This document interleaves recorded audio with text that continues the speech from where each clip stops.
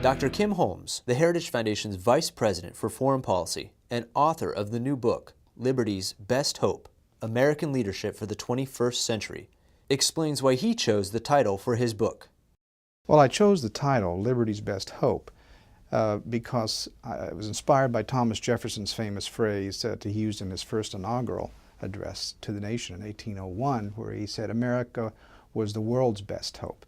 And by that he meant that America's cause was the cause of liberty, and that point is just as relevant today as it was then, and that other people's freedom and liberty and our own depend upon America being a world leader.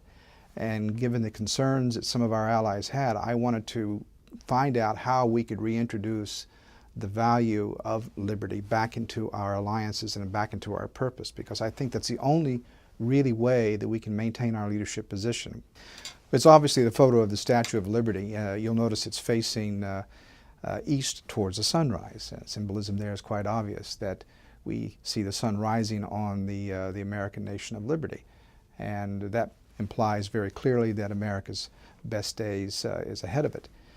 It also reminds me of a remark that Benjamin Franklin made when he saw George Washington sitting in the chair during the Constitutional Convention, which behind the chair Washington had was a engraving of the sun. And he asked the question, Franklin did, of whether or not the sun was rising or setting on this new American experiment of liberty. Obviously, over some 200 years ago, it was rising. And the symbolism of the book is that we think it is still continuing to rise. Liberty's Best Hope by Dr. Kim Holmes of the Heritage Foundation is on sale now at heritage.org.